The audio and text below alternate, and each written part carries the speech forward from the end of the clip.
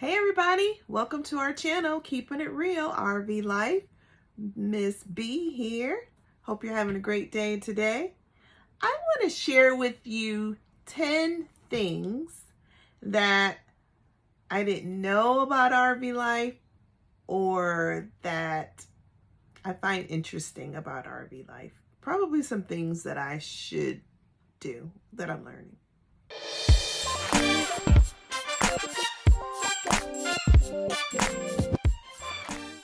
All right, tip number one, well, really clue number one, is that you should learn how to hook up the sewer and the water and the electric when you get to an RV site. In our RV family, I take care of the inside. My husband, Don, takes care of the outside. And that's like kind of like our deal. But, you know, I don't want to deal with, I'm a girly girl. I'm just put it out there. I'm just a girly girl. And I really don't want to deal with poop and, you know, nasty stuff. But I'm going to have to learn how to do those things. You really should. Both of you or whomever you're traveling with should know, in case something happens, how to do those things. So that's kind of on my list to do. And I will do it. I will learn. Number 2.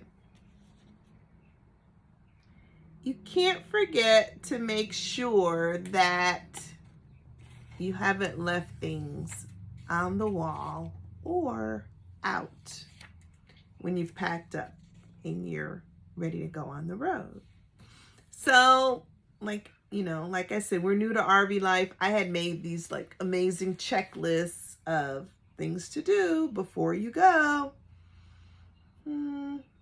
Hadn't quite used the checklist, and we've packed up, gotten on the road, gotten to our destination, and I've realized, oops, I left that picture on the wall, or I left those cups out.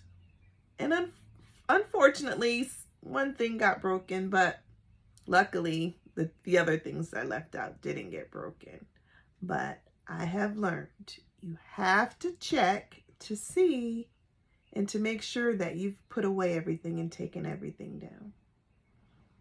Number 3 on my list. You gotta make sure that your slides go all the way in or all the way out. We have 3 slides on our 5th wheel and nothing has happened. But I have to keep that in my brain because they told us that at the RV dealership. Make sure you go all the way in or all the way out because slides tend to have a memory. And if you don't go all the way in or all the way out with your slides, they could get stuck. So we definitely don't want that to happen. So all the way in or all the way out. Number 4 on my list, and this is just kind of like an observation. RV toilets are like the weirdest thing. Like, so weird. You know when you flush your toilet at home and the handle gets stuck and the water like keeps running? RV toilets remind me of stuck home toilets. It's just weird. And how you have to push the pedal down to refill the water. They're just like this, just a weird thing. It's definitely something to get used to, seeing that you have to make sure that there's water in the toilet. That's weird, I know. All right. Remember, I'm new to this, and some things I'm going to find a little funny that you might just find, you know, whatever, Brenda. But it's funny to me. All right, moving on to number 5. Darn that darn RV mattress. Oh my gosh. Now, don't get me wrong. I like a firm mattress. But the few nights at first sleeping on that RV mattress, I thought my back was gonna break.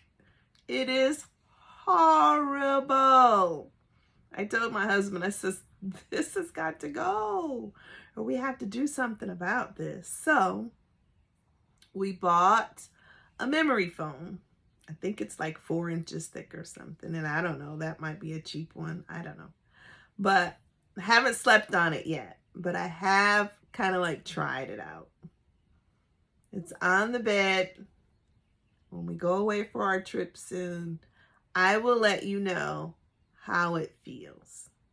So far, just kind of like taking a little nap on it, it's felt 100% better. So I'm hoping that as we sleep on it on our journeys, that it will feel so much better than that awful hard mattress that came with our RV.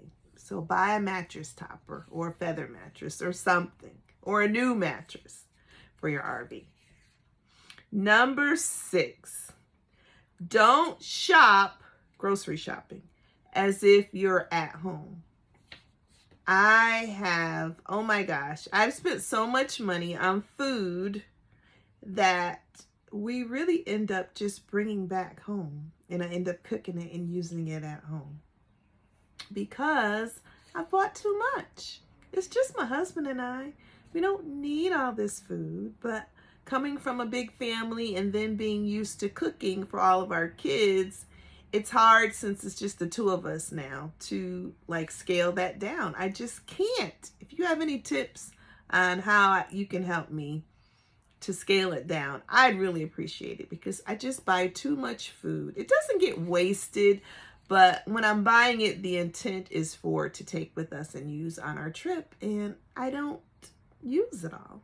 So if you got any tips, I'd appreciate that. Leave it in the comments below. Number 7, tip number 7, you don't need as much stuff as you think.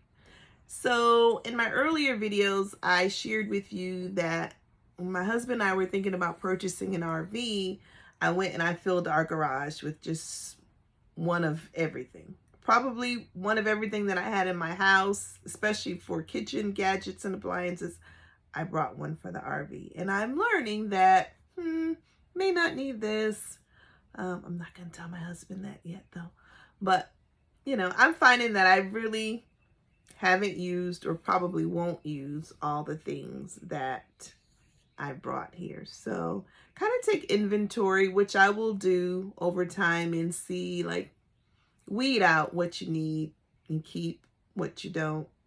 Keep what you need and weed out the stuff that you don't need. Tip number 8, make sure you have refills of your prescriptions if you take medication before you leave your home or your home state. Because I ran into an issue where I didn't have any more refills on a medication and I was out of state. So you want to make sure that you call your doctor and have a prescription that can be left on file. So if you're out of state and you need to refill your meds, you can do so. Or if you can, and if it's applicable, you can refill them before you leave home. But sometimes you can't refill it because it's too soon and you have to wait. So make sure you have a prescription ready to go on file before you leave home. Tip number 9, buy a lock for your power connection.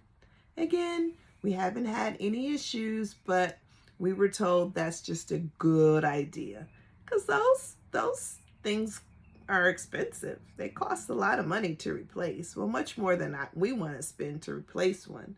So it's cheaper to buy a lock. When you hook up your power, put that lock in that chain or whatever, however you lock it up. Make sure that your power is locked and secure, because mostly RVers are, you know, friendly, honest people, but not everyone in the world is friendly and honest. So you want to make sure that you secure your power source. And tip number 10 that I've learned to be helpful is, and some of you may not care about this, because when you're camping and glamping and RVing, you're not so worried about what you wear. I'm a little more particular because that's just me and that's just how I am. I like to iron my clothes before I leave home and just bring along a steamer. It's kind of hard to iron in an RV. We do have one of those little tabletop ironing boards, but I have found that if I iron my stuff before I leave home and just buy a little steamer, which I have, and just kind of steam out the little wrinkles. You know, you do go nice places sometimes when you're RVing, and everything's not jeans and t-shirts. So you want to be able to look nice and unwrinkled if you're going out, maybe to a nice dinner or, you know, gathering with friends. You don't want to just be full of wrinkles. You know, my husband could care less, but I want to keep us looking nice and neat. So buy a steamer. They're inexpensive, and they're much easier to use and to handle than being bothered with ironing. And plus, they don't use as much power as an iron. So I hope you've enjoyed my newbie 10 tips for better RVing and things that I've learned and am learning on this journey. Don't forget to like and subscribe to our channel. And we're so happy that you came today. See you next time. Keeping it real, RV life. Bye.